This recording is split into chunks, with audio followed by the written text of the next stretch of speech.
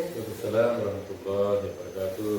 Terima kasih Bapak Kepala Sekolah yang minta banggakan bersedia dalam sesi wawancara tugas demonstrasi kontekstual modul 31 pada hari ini.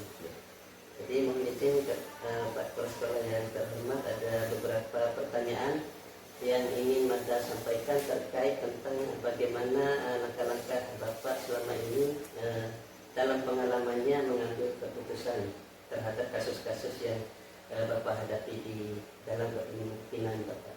Ya, jadi pertanyaan pertama, selama ini Bapak bagaimana Anda dapat mengidentifikasi kasus-kasus yang merupakan dilema etika atau rujukan moral, di mana dilema etika ini yang termasuk ke dalam kasus-kasus benar lawan benar, dan rujukan moral ini adalah kasus benar lawan salah. Jadi selama ini dalam pengambilan keputusan yang terkait dengan yang pertama itu benar lawan benar ini, kita melihat mana yang memberikan nilai manfaat lebih besar, nah itu yang menjadi keputusan. Nah, saya ambil contoh, di satu sisi kita mengeluarkan tata tertib pada siswa yang terlambat, harus diberi sanksi.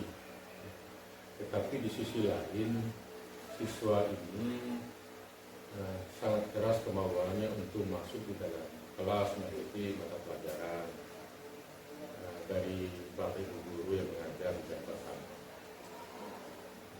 Bagaimana langkah yang dilakukan oleh pihak sekolah? Mereka tetap disuruh masuk di dalam kelas, tetapi mereka tetap diberi nasihat agar di hari-hari berikutnya mereka lebih cepat lagi datang sekolah. Iya. Benar lawan benar. Ya. Kemudian benar lawan salah. Yang benar lawan salah, saya ambil contoh. Ada siswa yang karena ditegur oleh gurunya, mereka sampai-sampai mau melawan gurunya misalnya. Jadi bagaimana keputusan yang dilakukan oleh kepala sekolah?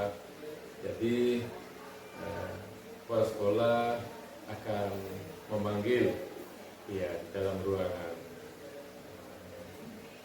BPPK, kemudian suruh menangani apa yang menjadi permasalahan, kenapa dia sampai mau melawan guru mengajar keras.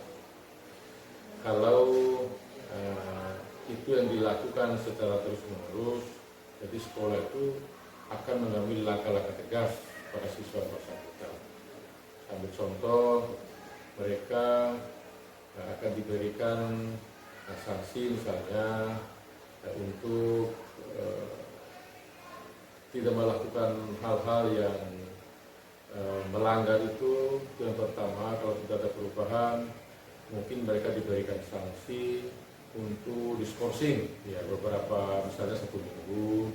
Kemudian kalau masih tetap dilakukan, jalan yang terakhir setelah kita layangkan surat pada orang tuanya, kemudian manggil orang tuanya, tapi kalau perubahan, jalan yang terakhir ya mereka dikeluarkan. Yang tidak ada perubahan. Terima kasih. Untuk pertanyaan kedua, Pak, selama ini bagaimana Bapak menjalankan pengambilan keputusan di sekolah, terutama pada kasus-kasus yang tadi benar melawan benar tadi, karena di sana kan ada nilai-nilai kebajikan yang sama-sama mengandung nilai kebajikan di dalam pengambilan keputusan tersebut. Jadi kepala sekolah ini kan, di sekolah ini kan bukan kerja sendiri, tapi sifatnya kerja kolektif, kolegial. Jadi dalam mengambil keputusan ini, kepala sekolah akan memanggil misalnya wakasek kesiswaan, wakasek kurikulum, atau ya guru-guru yang punya keterkaitan dengan permasalahan yang terjadi di sekolah. Kalau yang terkait dengan masalah siswa, jadi kepala sekolah itu dalam pengambilan keputusan itu akan berkomunikasi dengan wakasek kesiswaan, pembina OSIS, kemudian guru BK dan wali kelas, baru mengambil keputusan. Dan keputusan diambil itu harus diperhatikan mana yang nilai manfaatnya lebih besar, itu yang diputuskan. Berarti jawaban barusan sekaligus tentang langkah-langkah yang Bapak ambil dalam setiap mengambil keputusan tersebut, Bapak ya? Iya. Tidak boleh kepala sekolah itu mengambil keputusan sendiri, tapi harus ya, melibatkan wakasek, kemudian pembina OSIS, wali kelas, guru BK, dan seterusnya yang dibutuhkan di sekolah itu dalam pengambilan keputusan. Selanjutnya Bapak, selama ini hal-hal apa saja yang Bapak anggap efektif dalam pengambilan keputusan pada kasus-kasus si benar lawan benar tadi? Ya, jadi selama ini misalnya siswa yang berkelahi di sekolah atau berkelahi antara siswa yang satu dengan siswa yang lainnya. Jadi kan kalau kita cepat mengambil keputusan siswa itu harus dikeluarkan, maka itu langkah yang tidak tepat menurut saya. Jadi kita akan melihat memanggil misalnya siswa untuk didamaikan di dalam ruang kelas sekolah bersama wakasek kesiswaan, guru BK, pembina OSIS, wali kelas, dan lain-lain. Ya. Kalau mereka sepakat untuk berdamai dan tidak mengulangi lagi perbuatan itu, artinya pengambilan keputusan itu harus selesai sampai di situ. Artinya setelah mereka saling memaafkan, kemudian berjanji untuk tidak mengulangi lagi perbuatan itu, dan mereka disuruh buat surat pernyataan di atas materai. Nah, kalau melakukan hal-hal yang seperti ini lagi, maka akan mendapatkan sanksi yang lebih berat dari sekolah. Nah, tetapi kenyataannya selama ini setelah dilakukan hal seperti itu, ya tidak ada lagi siswa yang berkelahi di sekolah. Kalau pada kasus dilema etika, Bapak, misalnya sama-sama benar ini. Ya, sama-sama benar. Kalau yang sama-sama benar ini, jadi siswa misalnya sama-sama benar. Jadi kalau kita dalam mengambil keputusan di sekolah ini tidak boleh mengatakan atau menghukum siswa di depan teman-temannya, kamu salah, kamu benar. Itu kalau dalam pengambilan keputusan dari dua orang yang ada nilai benarnya, tapi kadar kebenarannya ada yang lebih banyak dan ada yang lebih sedikit. Ya. Tidak boleh kita, kamu salah, kamu yang benar. Tidak boleh demikian. Ya, jadi kita bagaimana caranya supaya mereka ini tidak mengulangi perbuatan itu dan kembali baik untuk masa-masa yang akan datang. Kalau kita misalnya membenarkan si A atau menyalahkan si B, maka rasa dendam itu akan tetap tertanam di dalam hati siswa itu. Nah, untuk itu dalam mengambil keputusan seperti itu yang dikira sama-sama benar, walaupun prosentasenya ada yang lebih besar dan ada yang lebih kecil benarnya. Jadi kita bagaimana caranya supaya orang-orang yang misalnya melakukan kesalahan itu, nah, mereka tidak merasa oh saya salah, oh saya benar, tidak merasa seperti itu.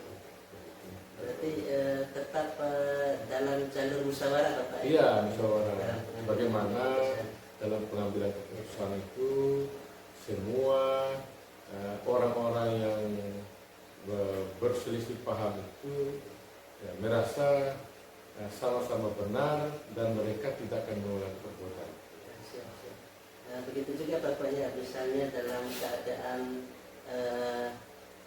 si A benar akan melakukan sesuatu, dulu kemudian di satu sisi dia juga akan melakukan sesuatu, misalnya misal Mada sendiri melakukan dua hal yang sama-sama benar, tapi dilihat lagi mana yang memiliki kemanfaatan yang lebih besar. Yang ada nilai manfaatnya lebih besar. itu yang dipakai dalam pengambilan keputusan. Terima kasih. Ya.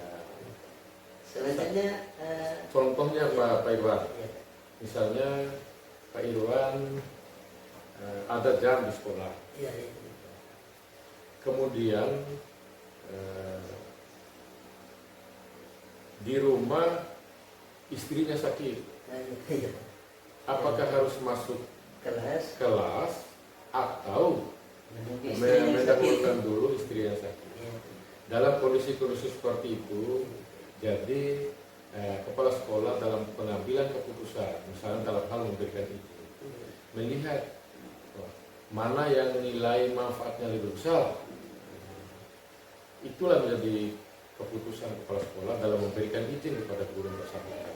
Saya ambil contoh, misalnya di sini kan, kalau misalnya Pak Irwan istrinya sakit keras di rumah, harus membawanya ke rumah sakit misalnya. Kalau tidak akan membahayakan istri itu. Sementara di sekolah ada jamnya, kan ada tim, ada tim teaching di sekolah itu. Saya Pak Irwan hari ini sudah bisa masuk, ya bisa meminta bantuan kepada guru-guru lain yang sama mata pelajaran dengan Pak Irwan. Atau bisa meminta bantuan kepada guru BK, ya, atau kasih kurikulum untuk memasukkan tugas di sekolah, dan guru BK itu bisa mengawasi di sekolah sampai jam Pak Irwan itu selesai. Itu jalan keluar yang dilakukan oleh kepala sekolah. Karena istri itu lebih utama, ya, lebih utama diselamatkan, ya, kesehatan atau nyawanya, karena dalam keadaan darurat, sakit keras. Nah, ini kalau dalam, jadi mana yang nilai manfaatnya lebih besar itu kita butuhkan. Atau nilai resikonya kalau dibiarkan istri itu sakit, tidak ada yang tangani, bisa meninggal. Siapa yang berdosa? Pak Irwan berdosa juga kan? Termasuk kepala sekolah juga itu berdosa kalau dibiarkan seperti itu. Nah itu salah satu contoh. Ya.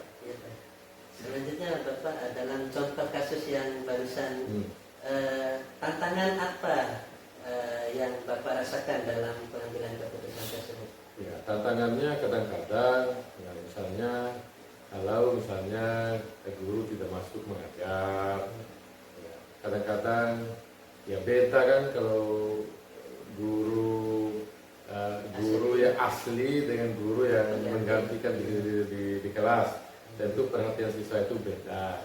Kadang-kadang anak-anak itu yang ya suka-suka malas belajar itu, suka-suka minta izin pergi ke WC, tahu-tahunya dia pulang misalnya. Itu contoh-contoh kecil ya tantangan yang dihadapi di sekolah.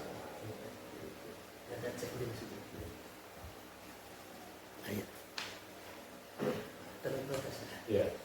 Selanjutnya Bapak, dalam pengambilan sebuah keputusan misalnya di dilema etika, apakah Bapak memiliki jadwal tersendiri atau langsung mengeksekusi pada saat terjadi kasus tersebut? Ya, karena kasus ini kan tidak ada yang direncanakan.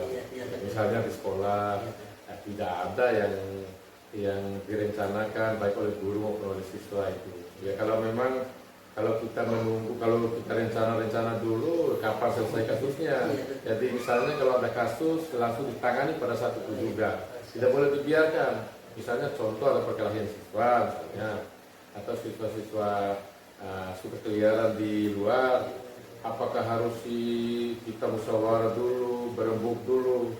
Tidak demikian. Misalnya kita lihat, selesaikan permasalahan itu. Tidak boleh dibiarkan terlalu berlarut-larut. Itu Pak Irwan. Selanjutnya, adakah seseorang atau faktor-faktor apa yang selama ini mempermudah Bapak dalam membantu proses penyelesaian kasus seperti kasus dilema etika tersebut? Ya, karena di sekolah ini kan organisasi besar. Jadi sebelum kita memulai proses pembelajaran itu kan kita ada namanya rapat pembagian tugas. Jadi masing-masing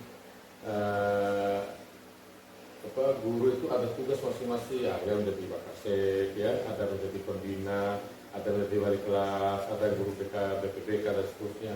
Jadi semua unsur itulah yang memberikan, yang mempermudah dan memberi bantuan kepala sekolah dalam rangka pengambilan keputusan, terutama dalam penyelesaian kasus-kasus yang ada di sekolah. Terima kasih Bapak. Pertanyaan terakhir ya Pak. Ya. Dari semua hal yang telah Bapak sampaikan tadi, pembelajaran apa yang Bapak bisa petik dari pengalaman Bapak mengambil keputusan dilema etika? Jadi pembelajaran yang saya ambil itu, jadi semua kegiatan, semua masalah, semua peristiwa yang terjadi di sekolah itu akan terselesaikan dengan baik kalau dilaksanakan secara bersama-sama sesuai dengan tugas, bidang tugas masing-masing. Tanpa itu, ya maka permasalahan yang terjadi di sekolah itu tidak akan diselesaikan. Terima kasih Bapak. Demikian sesi wawancara pada kesempatan kali ini. Semoga mendapat berkat untuk kita. Amin. Sekali lagi terima kasih. Assalamualaikum warahmatullahi wabarakatuh. Assalamualaikum warahmatullahi wabarakatuh.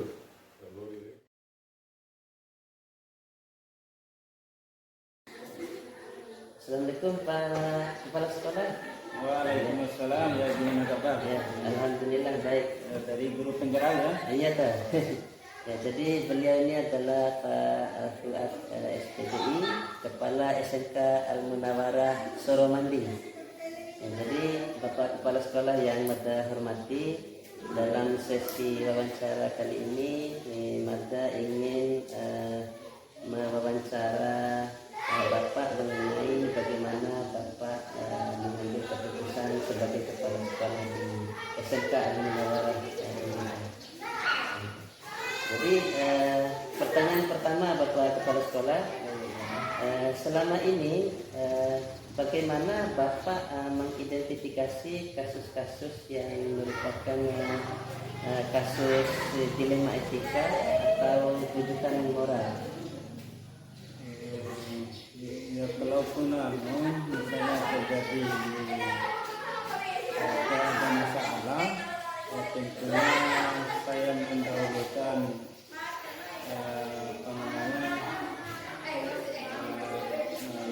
mendahulukan pertemuan dengan para yang bersangkutan itu, misalnya kepada guru yang bersangkutan, tentunya saya akan menyampaikan masalah-masalah apa yang terjadi itu berkaitan dengan masalah guru, begitu juga yang berkaitan dengan masalah siswa, sebelum mengambil sebuah keputusan dan tindakan. Berarti kita menganalisis terlebih dahulu yang mengambil sebuah keputusan. Terima kasih. Selanjutnya Bapak, bagaimana Bapak menjalankan pengambilan keputusan di sekolah, terutama pada kasus-kasus nilai kebajikan, yaitu yang benar lawan benar. Kebajikan ya,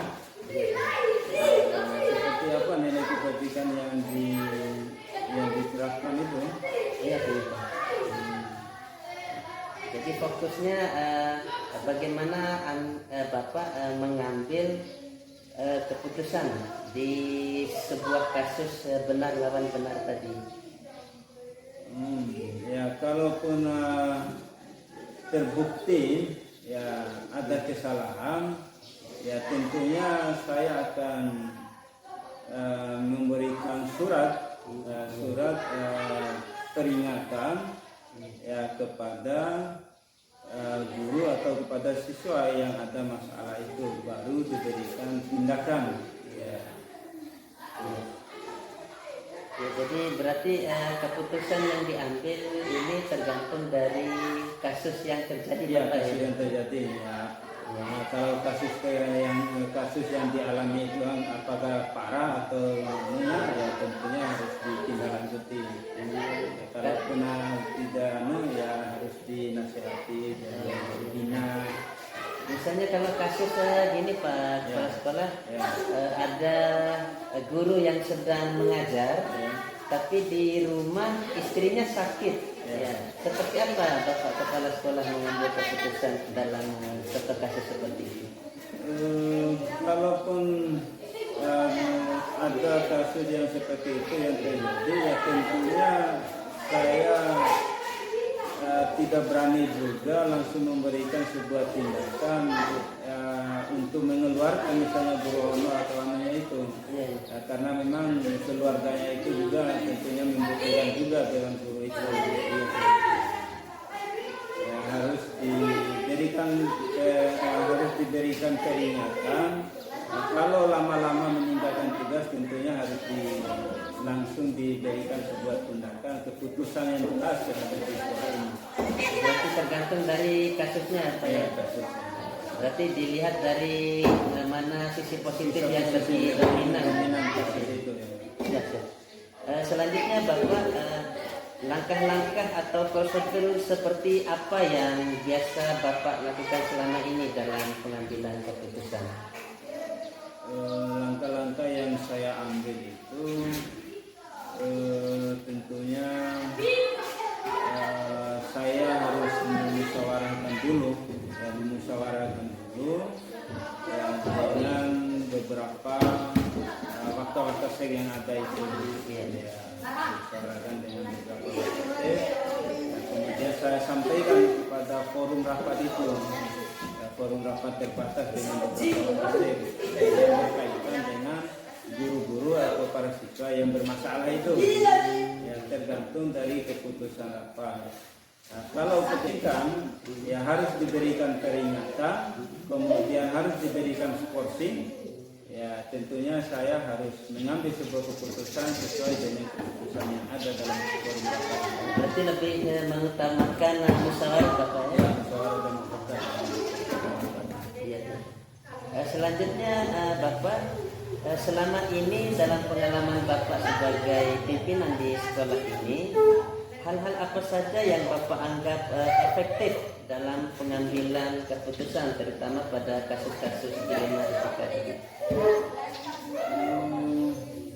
Misalnya yang berkaitan dengan tugas guru itu, ada yang di rumahnya itu sakit anaknya, ya sakit istri suaminya, sakit orang tuanya, ya kita juga sangat dilema dalam mengambil sebuah keputusan, ya apakah dikurangi jamnya atau seperti apa ya.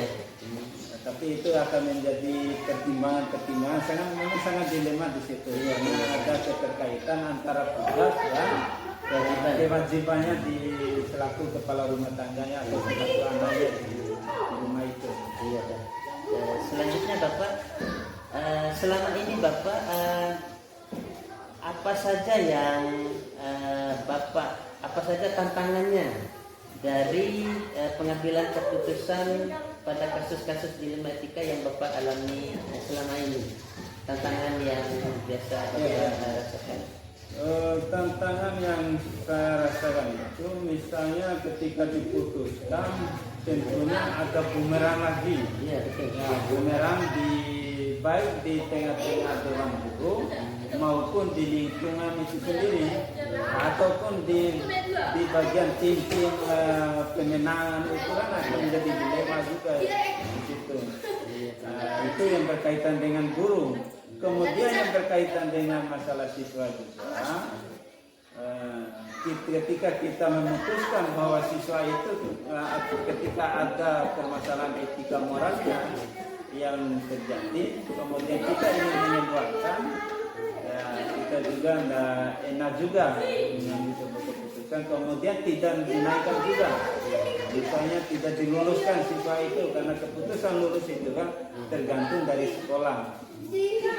Kita mau putuskan tidak lulus, ya tentunya sangat dilema, mempertimbangkan lagi ya, apa dampaknya terhadap sekolah ini kalau tidak luluskan siswa ini, tidak dinaikkan ini. Berarti ada yang harus dikorbankan ya? Itu tantangannya. Tantangannya. Iya.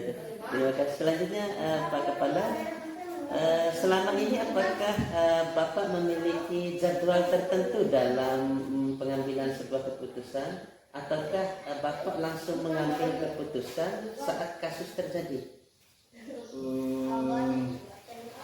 Ada jadwal tertentu, kita jadwalkan dulu. Ketika ada masalah, ya saya tidak langsung memutuskan keputusan itu. Tentunya seperti apa yang saya sampaikan dari awal itu, tentunya saya harus mengundang dulu rapat, kemudian setelah forum rapat itu memutuskan seperti apa yang menjadi keputusan, itulah yang harus ditekankan. Berarti tergantung dari kasusnya juga, berarti lebih mengutamakan musyawarah. Selanjutnya Bapak, adakah seseorang atau faktor-faktor apa yang selama ini mempermudah atau membantu Bapak dalam pengambilan keputusan pada kasus-kasus di rumah nikah ini? Faktor-faktor yang mempermudah saya mengambil sebuah keputusan itu ya tentunya dari orang yang bermasalah itu ya tentunya kita mempertimbangkan sisi-sisi baiknya juga, sisi-sisi baiknya dari orang-orang itu, dari anak-anak itu. Tidak selamanya kan anak-anak atau para dewan guru yang membuat masalah itu kan tidak selamanya bermasalah semua, tetapi ada sisi positif yang lain juga menjadi pertimbangan. Ada pertimbangan tertentu ya, itu adalah faktor-faktor. Selanjutnya Bapak, ini pertanyaan terakhir Bapak. Dari semua hal yang Bapak sampaikan tadi, pembelajaran apa yang dapat Bapak petik dari pengalaman Bapak mengambil keputusan dilema etika?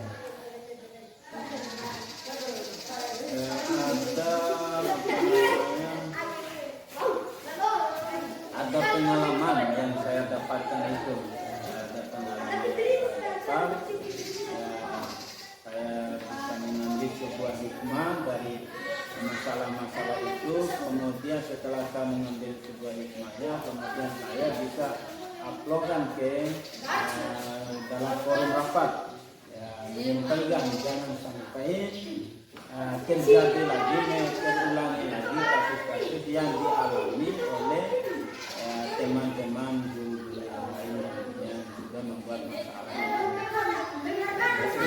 Lebih kepada refleksi ketika rapat dengan dewan guru. Ya. Memang betul Bapak, ketika menghadapi kasus yang benar melawan benar, memang kita ada tekanan tersendiri di dalam diri, mana yang harus didahulukan Bapak ya, apakah karena ini sama-sama benar juga. Jadi terjadi dilema juga di dalam diri. Jadi dalam mengambil sebuah keputusan ini. Tapi seperti yang mata lihat dari hasil wawancara kita tadi, Bapak lebih mementingkan mana unsur yang lebih dominan nilai positifnya ketimbang dari hal-hal lain. Jadi Bapak lebih mempertimbangkan hal-hal tersebut dalam pengambilan keputusan ini. Baik Bapak, terima kasih banyak atas sesi wawancara yang telah dilakukan, atas kesempatan yang diberikan kepada Mada. Demikian Bapak wawancara kali ini. Sekali lagi terima kasih. Mada akhiri. Wassalamualaikum warahmatullahi wabarakatuh. Waalaikumsalam warahmatullahi wabarakatuh.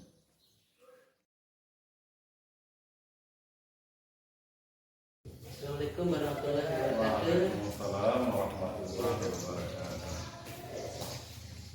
Terima kasih Bapak Kepala SMP Negeri 5 Satak Bolo atas berkenannya dalam sesi wawancara tugas modul 3.1 demonstrasi kontekstual, di mana dalam hal ini nanti maka akan melakukan sesi wawancara terkait dengan pengambilan keputusan Bapak sebagai pimpinan di sekolah. Terima kasih sekali lagi Bapak atas kesempatan yang telah diberikan. Jadi pertanyaan pertama Bapak, selama ini bagaimana Bapak dapat mengidentifikasi kasus-kasus yang merupakan dilema etika atau permasalahan benar lawan benar atau rujukan moral? Yang sering kita laksanakan di sini terkait permasalahan itu yang penting itu yang terkait dengan etika. Kalau moral itu jarang. Yang sebab di sini kan lebih banyak dan cenderung yang hidup itu dalam satu warga yang dinamakan warga sekolah. Otomatis permasalahan program itu pasti ada. Terkait penyelesaiannya tergantung dari permasalahan itu. Permasalahan itu kan ada yang sifatnya pribadi antara kepala sekolah dengan guru-guru beserta siswa atau warga sekolah lainnya. Ada juga yang sifatnya yang itu berhubungan dengan atasan atau pembinasan. Selanjutnya Bapak, selama ini bagaimana Bapak menjalankan pengambilan keputusan di sekolah ini, terutama untuk kasus-kasus di mana Bapak menghadapi ada dua kepentingan yang sama-sama benar atau sama-sama mengandung nilai kebajikan. Itu bagaimana Bapak? Begini, permasalahan itu memang ada kalanya permasalahan itu yang sifatnya harus diselesaikan sesegera mungkin, dan ada juga permasalahan itu yang harus diselesaikan dengan berbagai pertimbangan. Soalnya keputusan itu diambil sesuai dengan musyawarah mufakat. Nah, terkait dengan dua kebajikan ini, kita melihat, menganalisa, mengoreksi, kemudian dari segi mana kepentingan, kemudian yang harus diselesaikan sesegera mungkin, ya kita lihat skala prioritasnya. Apakah permasalahan itu diselesaikan sesegera mungkin atau belum? Kalau memang permasalahan itu harus diselesaikan sesegera mungkin, ya kepala sekolah harus mengambil suatu keputusan yang sifatnya segera dan kena sasaran. Ya, selanjutnya Bapak, langkah-langkah seperti apa yang biasa Bapak lakukan selama ini dalam proses pengambilan keputusan? Yang pertama kan harus kita menganalisa permasalahan itu yang pertama. Ini permasalahan ini bersifat nasional atau bersifat kedinasan. Kemudian kalau yang bersifat kedinasan, ya langkah-langkahnya kita harus musyawarah mufakat melalui rapat. Ya. Kalau yang bersifatnya individu perorangan, ya segera mungkin harus diselesaikan supaya tidak menimbulkan permasalahan. Terima kasih. Selanjutnya Bapak, selama ini yang pengalaman yang Bapak alami, hal-hal apa saja yang Bapak anggap efektif dalam pengambilan keputusan, terutama pada kasus-kasus dilema etika? Nah, begini, kehidupan kita ini sifatnya ceroboh. Masing-masing kan namanya warga sekolah itu ada siswa, ada guru, ada kepala sekolah, kemudian ada stakeholder kemudian lainnya. Nah, keputusan itu kan harus kita ambil melalui musyawarah, kemudian atas dasar keputusan bersama. Tidak bisa mengambil keputusan itu secara sepihak. Itu terkait dengan kepentingan sekolah. Nah, tetapi kalau terkait dengan keputusan yang sifatnya antara permasalahan antara siswa, guru, kepala sekolah, itu kan sifatnya antar individu, berarti harus ada istilahnya pertemuan antara beberapa pihak terkait yang terjun langsung dalam proses ini. Jadi tergantung dari kasus yang dihadapi.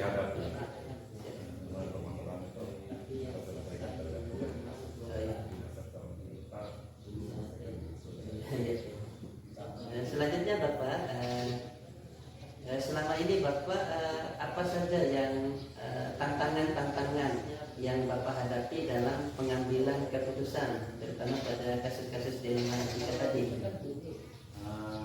Tantangannya yang pertama itu terkait dengan beban beratnya itu mana yang didahulukan, ini kepentingan sesuai dengan prioritas ini ya. Pasti ada yang dikorbankan. Iya, yang jelas ada yang dikorbankan.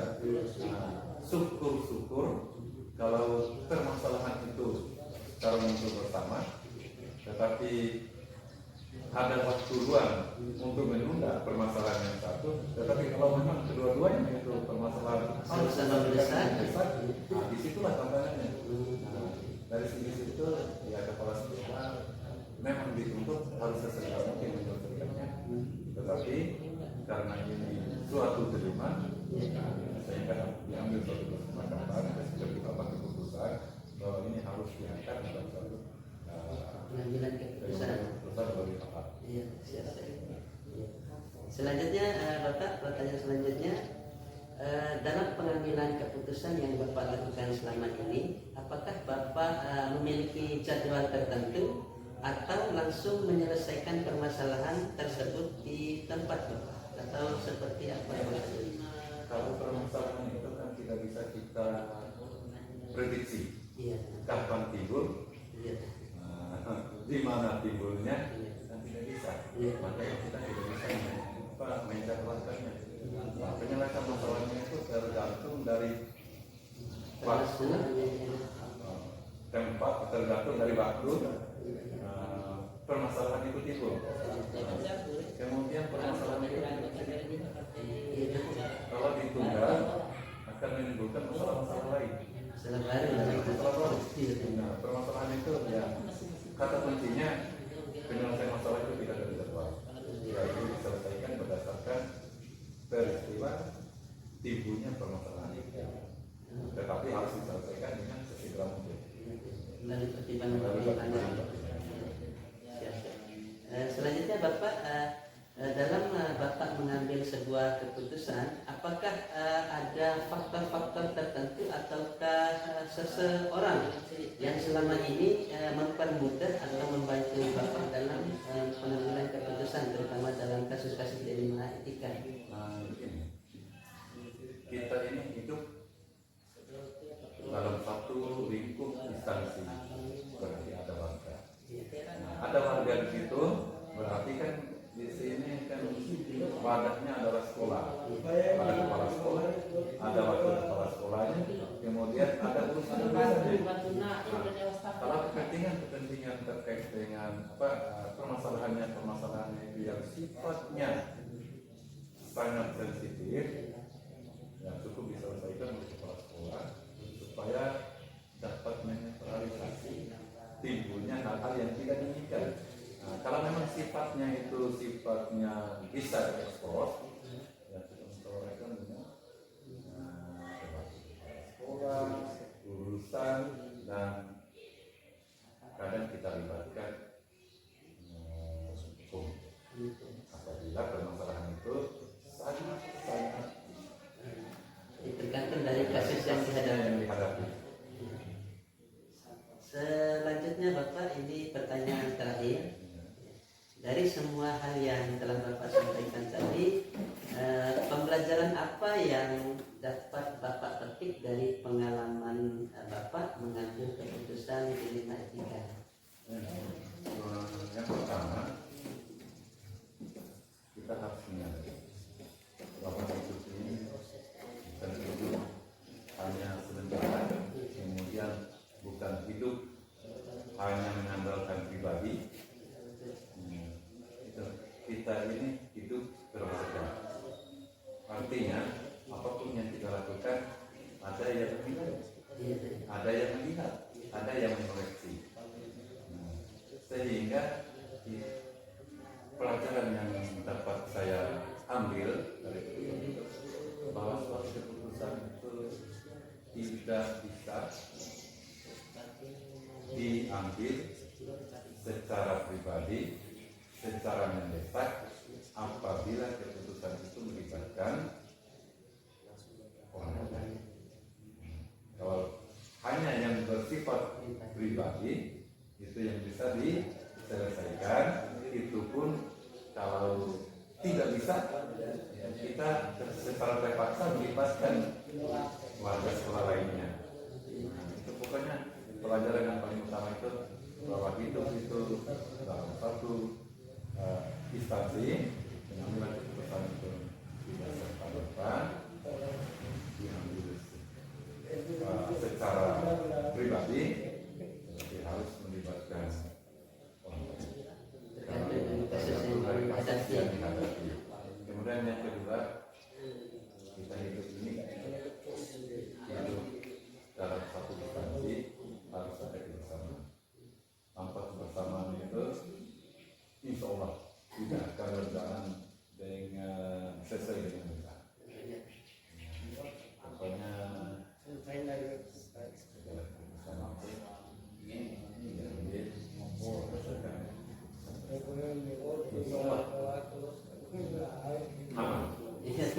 sesuai dengan yang diharapkan. Tapi kata kuncinya sesuai dengan permasalahan. Sesuai dengan masalah. Dan mempertimbangkan hal-hal yang akan timbul setelah pengambilan keputusan. Bapak, terima kasih banyak atas waktu yang telah diberikan kepada Mada untuk sesi wawancara kali ini.